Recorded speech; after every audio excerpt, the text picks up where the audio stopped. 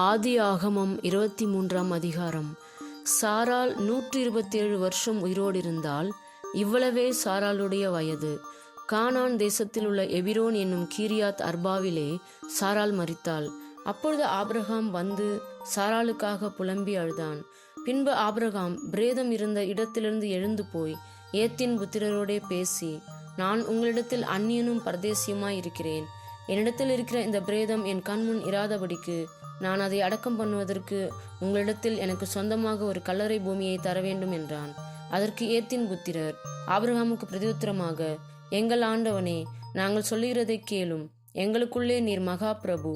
எங்கள் கல்லறைகளில் முக்கியமானதிலே பிரேதத்தை அடக்கம் பண்ணும். நீர் பிரேதத்தை அடக்கம் பண்ண எங்களில் ஒருவனும் தன் கல்லறையை உமக்கு தடை செய்வதில்லை என்றார்கள். அப்பொழுது ஆபிரகாம் எழுந்திருந்து ஏத்தின் புத்திரராகிய அத்தேசத்தாருக்கு வந்தனம் செய்து அவர்களோடே பேசி, என்னிடத்தில் இருக்கிற பிரேதம் என் கண்முன் இராதபடிக்கு நான் அதை அடக்கம் பண்ண உங்களுக்கு சம்மதியானால் நீங்கள் என் வார்த்தையை கேட்டு சோகாருடைய குமாரனாகிய எப்பெரோன் தன் நிலத்தின் கடைசியிலே இருக்கிற மக்பேலா என்னப்பட்ட குகையை எனக்கு சொந்தமான கல்லறை பூமியாய் இருக்கும்படி தர வேண்டும் என்று அவரிடத்தில் எனக்காக வேண்டிக் கொள்ளுங்கள். அது பெருமான விலைக்கு அவர் அதை தருவாராக என்றான். எப்பெரோன் ஏத்தின் புத்திரர் நடுவிலே உட்கார்ந்திருந்தான். அப்பொழுது ஏத்தியனாகிய எப்பெரோன் தன் ஊர் வாசலுக்குள் பிரவேசிக்கிற ஏத்தின் புத்திரர் அனைவரும் கேட்க ஆபிரகாமுக்கு பிரதியுத்தரமாக, அப்படியல்ல என் ஆண்டவனே, என் வார்த்தையை கேளும். அந்த நிலத்தை உமக்கு தருகிறேன், அதில் இருக்கும் குகையையும் உமக்கு தருகிறேன். என் ஜனபுத்திரருடைய கண்களுக்கு முன்பாக அதை உமக்கு தருகிறேன். உம்மிடத்தில் இருக்கிற பிரேதத்தை அடக்கம் பண்ணும் என்றான். அப்பொழுது ஆபிரகாம் அத்தேசத்தாருக்கு வந்தனம் செய்து தேசத்து ஜனங்கள் கேட்க எப்பெரோனை நோக்கி, கொடுக்க உமக்கு மனதானால் என் வார்த்தையை கேளும். நிலத்தின் விலையை தருகிறேன், என் கையில் அதை வாங்கிக் கொள்ளும். அப்பொழுது என்னிடத்தில் இருக்கிற பிரேதத்தை அவ்விடத்தில் அடக்கம் பண்ணுவேன் என்றான். அதற்கு எப்பெரோன் ஆபிரகாமுக்கு பிரதியுத்தரமாக, என் ஆண்டவனே, நான் சொல்லுகிறதை கேளும். அந்த நிலம் 400 சேக்கல் நிறை வெள்ளி பெறும். எனக்கும் உமக்கும் அது எவ்வளவு காரியம்? நீர் உம்மிடத்தில் இருக்கிற பிரேதத்தை அடக்கம் பண்ணும் என்றான். அப்பொழுது ஆபிரகாம் எப்பெரோனின் சொல்லை கேட்டு ஏத்தின் புத்திரருக்கு முன்பாக எப்பெரோன் சொன்னபடியே வர்த்தகரிடத்தில் செல்லும்படியான 400 சேக்கல் நிறை வெள்ளியை அவனுக்கு நிறுத்து கொடுத்தான். இந்த பிரகாரம் மம்ரேக்கு எதிரே மக்பேலாவில் உள்ள எப்பெரோனுடைய நிலமாகிய அந்த பூமியும் அதிலுள்ள குகையும் நிலத்தின் எல்லையெங்கும் சூழ்ந்திருக்கிற மரங்கள் அடங்கலும் அவனுடைய ஊர் வாசலுக்குள் பிரவேசிக்கும் ஏத்தின் புத்திரர் எல்லாரும் அறிய ஆபிரகாமுக்கு சொந்தமாக உறுதிப்படுத்தப்பட்டது. அதற்கு பின் ஆபிரகாம் தன் மனைவியாகிய சாராளை கானான் தேசத்தில் எப்பெரோன் ஊராகிய மம்ரேக்கு எதிராக இருக்கிற மக்பேலா என்னும் நிலத்தின் குகையிலே அடக்கம் பண்ணினான். இப்படி ஏத்தின் புத்திரர் கையில் கொல்லப்பட்ட அந்த நிலமும் அதிலுள்ள குகையும் ஆபிரகாமுக்கு சொந்த கல்லறை பூமியாக உறுதிப்படுத்தப்பட்டது. ஆதியாகமம் 24ஆம் அதிகாரம். ஆபிரகாம் வயது சென்று முதிர்ந்தவனானான். கர்த்தர் ஆபிரகாமை சகல காரியங்களிலும் ஆசீர்வதித்து வந்தார். அப்பொழுது ஆபிரகாம் தன் வீட்டில் உள்ளவர்களில் வயதில் மூத்தவனும் தனக்கு உண்டான எல்லாவற்றிற்கும் அதிகாரியும் ஆகிய தன் ஊழியக்காரனை நோக்கி, நான் குடியிருக்கிற கானானியருடைய குமாரத்திகளில் நீ என் குமாரனுக்கு பெண் கொள்ளாமல் நீ என் தேசத்துக்கும் என் இனத்தாரிடத்துக்கும் போய் என் குமாரனாகிய ஈசாக்குக்கு பெண் கொள்வேன் என்று வானத்துக்கு தேவனும் பூமிக்கு தேவனும் ஆகிய கர்த்தர் பேரில் எனக்கு ஆணையிட்டு கொடுக்கும்படிக்கு நீ உன் கையை என் தொடையின் கீழ் வை என்றான். அதற்கு அந்த ஊழியக்காரன், அவ்விடத்து பெண் என் பின்னே இந்த தேசத்துக்கு வர மனதில்லாதிருந்தால் நீர் விட்டு வந்த தேசத்திற்கு தானே உம்முடைய குமாரனை மறுபடியும் அழைத்து போக வேண்டுமோ என்று கேட்டான். அதற்கு ஆபிரகாம், நீ என் குமாரனை மறுபடியும் அங்கே அழைத்து கொண்டு போகாதபடி எச்சரிக்கையாயிரு. என்னை என் தகப்பனுடைய வீட்டிலும் என் இனத்தார் இருக்கிற தேசத்திலுமிருந்து அழைத்து வந்தவரும் உன் சந்ததிக்கு இந்த தேசத்தை தருவேன் என்று எனக்கு சொல்லி ஆணையிட்டவருமான வானத்துக்கு தேவனாகிய கர்த்தர், நீ அங்கே இருந்து என் குமாரனுக்கு ஒரு பெண்ணை கொண்டு வரும்படிக்கு தம்முடைய தூதனை உனக்கு முன்பாக அனுப்புவார். பெண் உன் பின்னே வர மனதில்லாதிருந்தாலே ஆகில் அப்பொழுது நீ இந்த என் ஆணைக்கு நீங்களாயிருப்பாய். அங்கே மாத்திரம் என் குமாரனை மறுபடியும் அழைத்து கொண்டு போக வேண்டாம் என்றான். அப்பொழுது அந்த ஊழியக்காரன் தன் கையை தன் எஜமானாகிய ஆபிரகாமுடைய தொடையின் கீழ் வைத்து இந்த காரியத்தை குறித்து அவனுக்கு ஆணையிட்டு கொடுத்தான். பின்பு அந்த ஊழியக்காரன் தன் எஜமானுடைய ஒட்டகங்களில் 10 ஒட்டகங்களை தன்னுடனே கொண்டு போனான். தன் எஜமானுடைய சகலவித உச்சிதமான பொருள்களும் அவன் கையில் இருந்தன. அவன் எழுந்து புறப்பட்டு போய் மெசொப்பொத்தாமியாவிலே நாகோருடைய ஊரில் சேர்ந்து ஊருக்கு புறம்பே ஒரு தண்ணீர் துறவண்டையிலே தண்ணீர் மொல்ல ஸ்திரீகள் புறப்படுகிற சாயங்கால வேளையிலே ஒட்டகங்களை மடக்கி தனக்குள்ளே சொல்லிக் கொண்டது என்னவென்றால், என் எஜமானாகிய ஆபிரகாமுக்கு தேவனாயிருக்கிற கர்த்தாவே, இன்றைக்கு நீர் எனக்கு காரியம் சித்திக்க பண்ணி என் எஜமானாகிய ஆபிரகாமுக்கு தயவு செய்தருளும். இதோ நான் இந்த தண்ணீர் துறவண்டியிலே நிற்கிறேன்.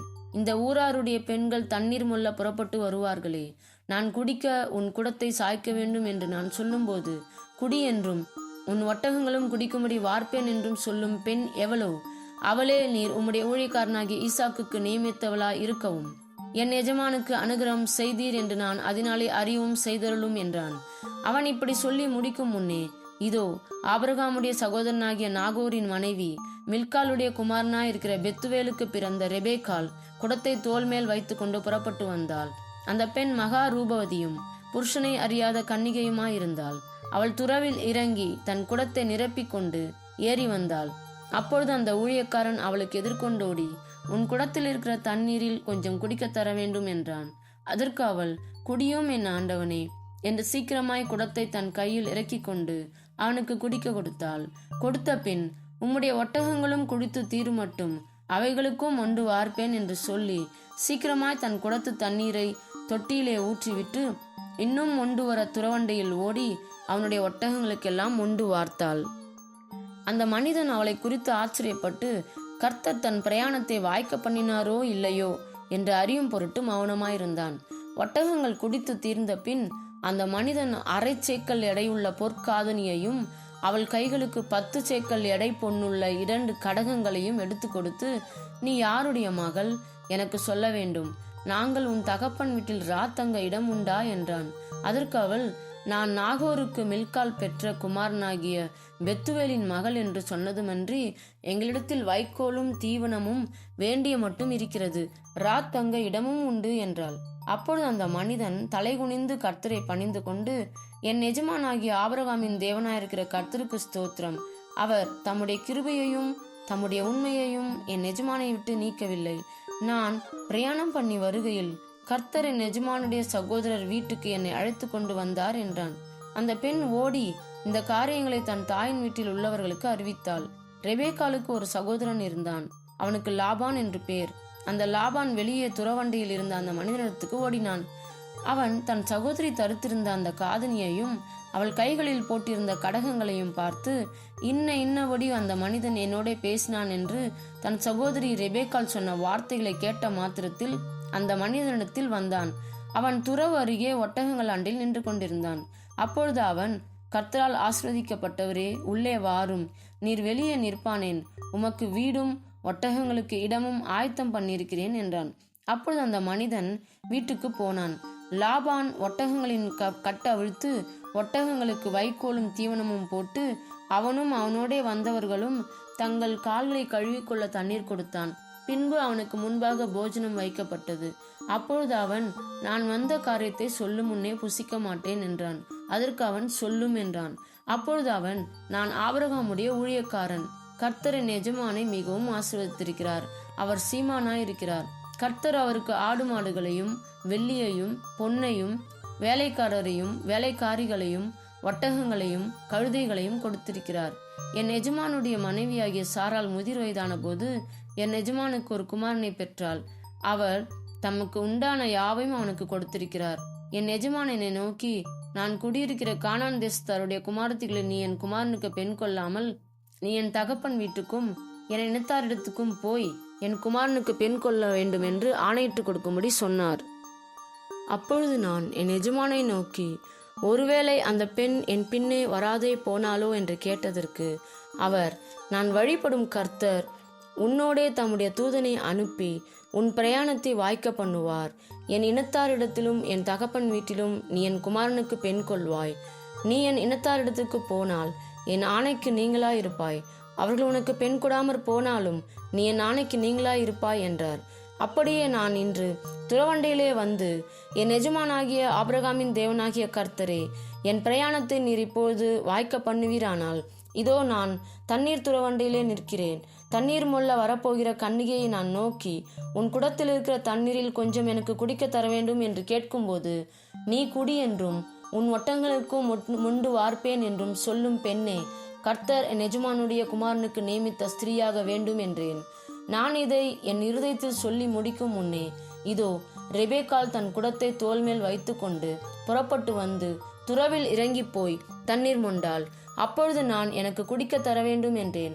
அவள் சீக்கிரமாய் தன் தோள் மேலிருந்த குடத்தை இறக்கி, குடியும், உம்முடைய ஒட்டகங்களுக்கும் வார்ப்பேன் என்றாள். நான் குடித்தேன், ஒட்டகங்களுக்கும் வார்த்தாள். அப்பொழுது நீ யாருடைய மகள் என்று அவளை கேட்டேன். அதற்கு அவள், நான் மில்காள் நாகோருக்கு பெற்ற குமாரனாகிய பெத்துவேலின் மகள் என்றாள். அப்பொழுது அவளுக்கு காதணியையும் அவள் கைகளிலே கடகங்களையும் போட்டு தலை குனிந்து கர்த்தரை பணிந்து கொண்டு, நான் என் எஜமானுடைய சகோதரன் குமாரத்தியை அவர் குமாரனுக்கு கொல்ல என்னை நேர்வழியாய் நடத்தி வந்த என் எஜமானாகிய ஆபிரகாமின் தேவனாயிருக்கிற கர்த்தரை ஸ்தோத்தரித்தேன். இப்பொழுதும் நீங்களும் என் எஜமானுக்கு தயையும் உண்மையையும் உடையவர்களாய் நடக்க மனதுள்ளவர்களானால் எனக்கு சொல்லுங்கள், இல்லையென்றால் அதையும் எனக்கு சொல்லுங்கள். அப்பொழுது நான் வலது புறத்தையாகிலும் இடது புறத்தையாகிலும் நோக்கி போவேன் என்றான். அப்பொழுது லாபானும் பெத்துவேலும் பிரதியுத்தரமாக, இந்த காரியம் கர்த்தரால் வந்தது. உமக்கு நாங்கள் நலம் பொலம் ஒன்றும் சொல்லக்கூடாது. இதோ ரெபேக்காள் உமக்கு முன்பாக இருக்கிறாள். கர்த்தர் சொன்னபடியே அவள் உமது எஜமானுடைய குமாரனுக்கு மனைவியாகும்படிக்கு அவளை அழைத்து கொண்டு போம் என்றார்கள். ஆபிரகாமின் ஊழியக்காரன் அவர்கள் வார்த்தைகளை கேட்கபோது தரை மட்டும் குனிந்து கர்த்தரை பணிந்து கொண்டான். பின்பு அந்த ஊழியக்காரன் வெள்ளி உடைமைகளையும் பொன்னுடைமைகளையும் வஸ்திரங்களையும் எடுத்து ரெபேக்காளுக்கு கொடுத்ததுமின்றி அவளுடைய சகோதரனுக்கும் தாய்க்கும் சில உச்சிதங்களையும் கொடுத்தான். பின்பு அவனும் அவனோடிருந்த மனிதரும் புசித்து குடித்து ராத்தங்கினார்கள். காலையிலே எழுந்திருந்து அவன், என் எஜமானிடத்துக்கு என்னை அனுப்பிவிடுங்கள் என்றான். அப்பொழுது அவன் சகோதரனும் அவன் தாயும், 10 நாளாகிலும் பெண் எங்களோடு இருக்கட்டும், பிற்பாடு போகலாம் என்றார்கள். அதற்கு அவன், கர்த்தர் என் பிரயாணத்தை வாய்க்க பண்ணி இருக்க நீங்கள் எனக்கு தடை செய்யாதிருங்கள். நான் என் எஜமானிடத்துக்கு போக என்னை அனுப்பிவிட வேண்டும் என்றான்.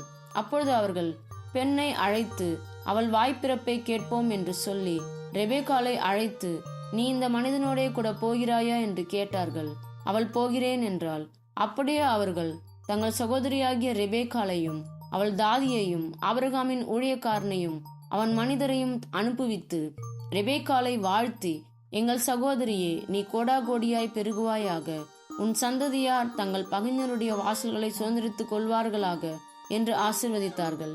அப்பொழுது ரெபேக்காளும் அவள் வேலைக்காரிகளும் எழுந்து ஒட்டகங்கள் மேல் ஏறி அந்த மனிதனோடே கூட போனார்கள். ஊழியக்காரன் ரெபேக்காளை அழைத்து கொண்டு போனான். ஈசாக்கு தென் தேசத்தில் குடியிருந்தான். அப்பொழுது அவன் லகாய் ரோயி என்னப்பட்ட துறவின் வழியாய் புறப்பட்டு வந்தான். ஈசாக்கு சாயங்கால வேளையிலே தியானம் பண்ண வெளியே போயிருந்து தன் கண்களை ஏறெடுத்து பார்த்தபோது ஒட்டகங்கள் வர கண்டான். ரெபேக்காளும் தன் கண்களை ஏறெடுத்து ஈசாக்கை கண்டபோது ஊழியக்காரனை நோக்கி, அங்கே வெளியிலே நமக்கு எதிராக நடந்து வருகிற அந்த மனிதன் யார் என்று கேட்டாள். அவர்தான் என் எஜமான் என்று ஊழியக்காரன் சொன்னான். அப்பொழுது அவள் ஒட்டகத்தை விட்டிறங்கி முக்காடிட்டு கொண்டாள். ஊழியக்காரன் தான் செய்த சகல காரியங்களையும் ஈசாக்குக்கு விவரித்து சொன்னான். அப்பொழுது ஈசாக்கு ரெபேக்காளை தன் தாய் சாராளுடைய கூடாரத்துக்கு அழைத்து கொண்டு போய் அவளை தனக்கு மனைவியாக்கி கொண்டு அவளை நேசித்தான்.